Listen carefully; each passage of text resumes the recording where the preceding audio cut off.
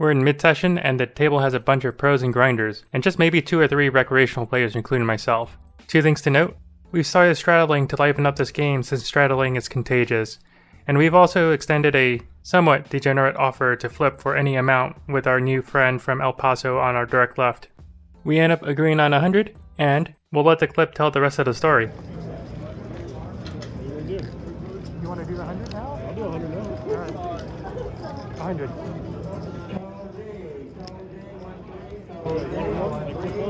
Okay, you want to put one right now? That's what you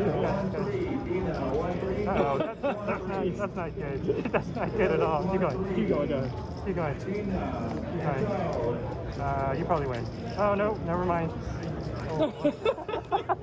Really? It would have been something like that anyway. Yeah. That's so funny. That's it. That's funny. Time to roll the intro.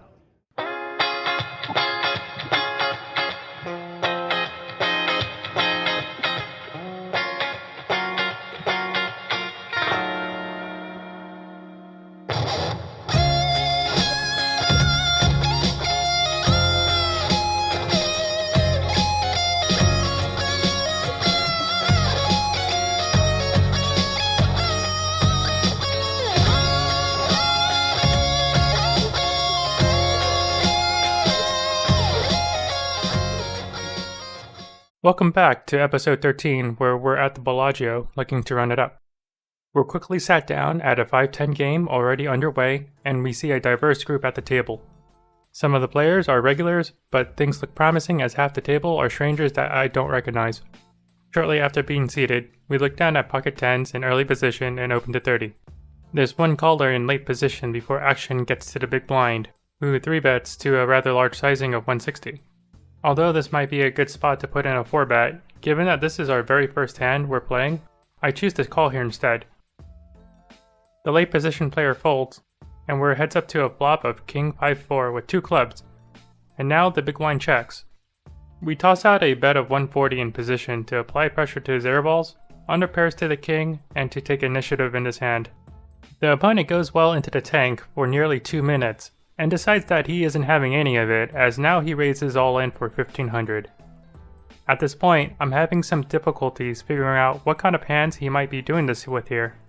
It would seem pretty silly to be doing this with top set, ace king, or even aces here. He might be on a flush draw with something like ace queen of clubs, but even then a shove here seems somewhat strange. That said, this is never a pure bluff, so we let this one go, although we wonder if this opponent is playing scared money. About an orbit later, we find ourselves in the big blind, and a player in middle position races to 30 to which both the button and small blind call. We look down at 9-8 off, and while this is a marginal spot, I think we're getting about the right price here to make the call and see a flop, which is what we do. We somehow smash this flop when it comes out 9-9-6, and action checks to the original raiser, who continues here for 30. The action folds back to me, and there's not a whole lot to do here except for to smooth call and keep ranges wide.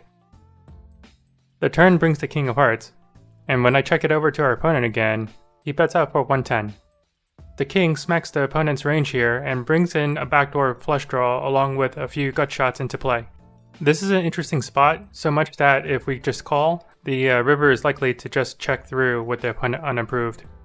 There's merit in racing here too, as our range is fairly wide on this board so far, and a raise would begin to build a pot for safe river cards. The downside though is that a raise also narrows our range to just a few specific drawing hands, or trips plus. After some deliberation, we decide to make a small value raise here to 270. This is a nice sizing whether or not we were betting on a draw or had a value hand, as it handicaps the majority of our opponent's holdings. I have way more 9s in my range than he does. After a brief pause, the opponent folds and we scoop in a small pot, and we're nearly back to the starting stack. There's a concept in business called KYC, which stands for Know Your Customer. This is also applicable to poker, as you need to understand who your opponents are, what they're capable of, and how they're all playing at a given time. In this next hand, we have Queen Jack offsuit in the small blind, and action folds around to the button, who opens to 30. The button had been so aggressive that my first instinct was to 3-bet, though I have many better candidates to do this with. So instead, I elect to call, and the big blind comes along for the ride as well. We're 3 ways to the flop of 10-8-3 with 2 clubs. Action checks to the button, who bets for 50, and we call here with 2 overs and a gut shot to a straight. The big blind gets out of the way. The turn jack improves our hand.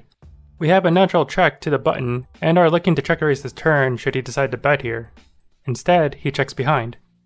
The river is an interesting ace of diamonds. The flush draw bricked, and we're still here with second pair good kicker. I check this to the button again, and as expected, he fires out here for 160, which is near a pot-sized bet. This is where KYC comes into play. This opponent is the type to value bet a river days, but not at this sizing, and the polarized bet suggests a polarized range, such as hands like King-Queen. King-Queen is less likely, as I have decent card removal and he's never checking back to turn when his hand improves to open-ended with 2 overs. There's a moderate chance that we're getting value owned here, but we call and get some good news when the opponent instantly fires his cards into the muck. One of the cool things about reviewing these hand histories with you guys is sometimes I pick up on some of the unexpected dynamics at the table unbeknownst to me at the time. These next 3 hands we'll cover in quickfire sequence as their primary opponent is our friend from Paso that we were involved with in a random flip during the vlog intro. It turns out that we were battling it out throughout the night without really realizing it. This next hand happens immediately after hand number 3. Action folds to me on the button with ace-8 off, and I raise to 30. The small blind and big blind both call.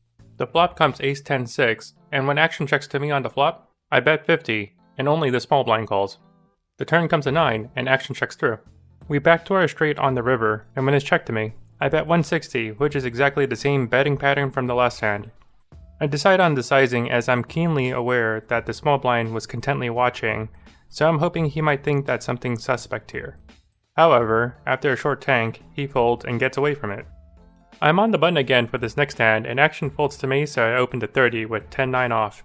I am not surprised one bit when the small and big blind both call again. This is a curious ongoing trend. The flop is ace-9-8, and I continue for 50. The small blind calls and the big blind checks out. I get a little suspicious when the 6 comes on the turn, and the action goes check-check. The river is a deuce, which changes nothing at all, and now the small blind leads here for 100, and I find a side fold. The small blind shows 5-7 off, and we have a small laugh about how this changes everything now, and that we might be going to war.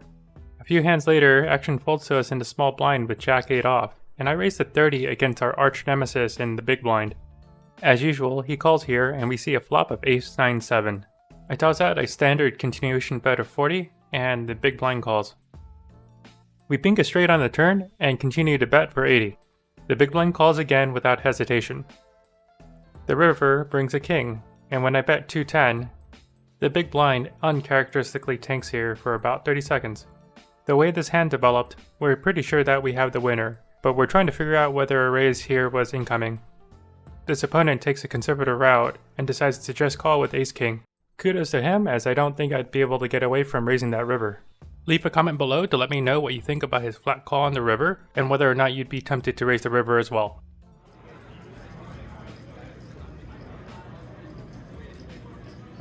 Okay, so to this point, it's been relatively smooth sailing in the session. We've been consistently grinding out a stack, and at this point we're maybe roughly up a buy-in. This next hand is somewhat awkward to play as we're going to get 3-bet while out of position.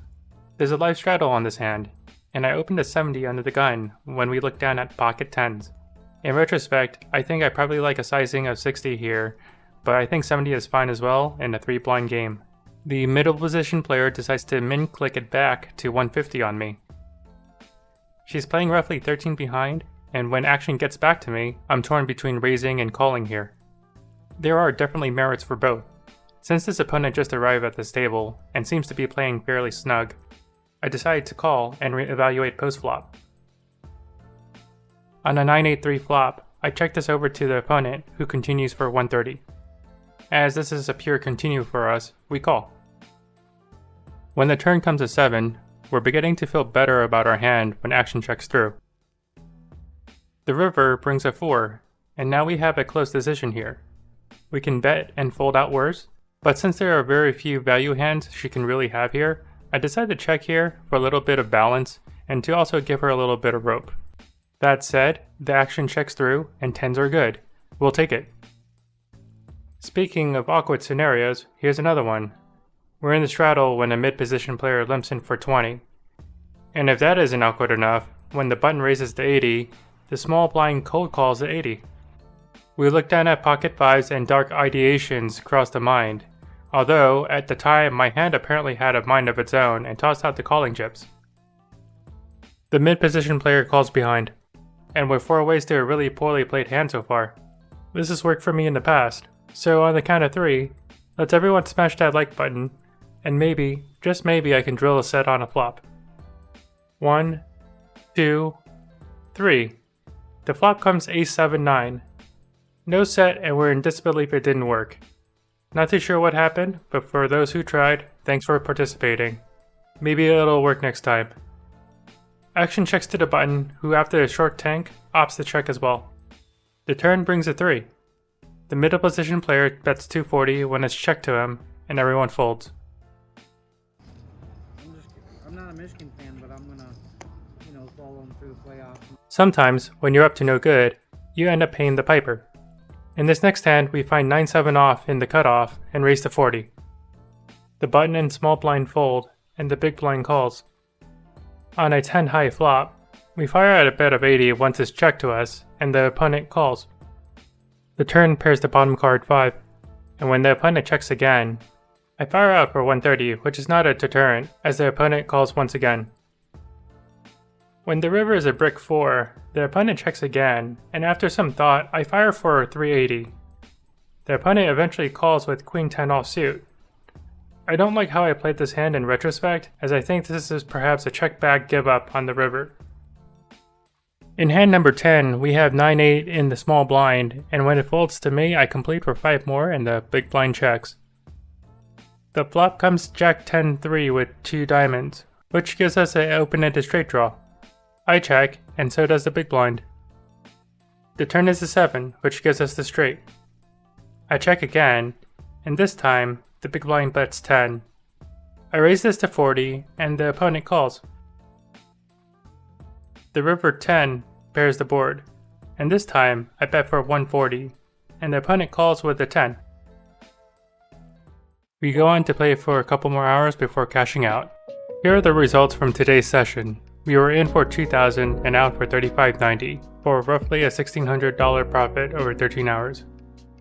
We still have a few sessions in Vegas that we'll be covering in the next vlog or 2. Thanks again for joining me on another poker vlog. It's been kind of an interesting experience so far. Don't forget to like and subscribe to this channel so you don't miss out on any future content. Take care of yourselves, stay safe, and see you next time.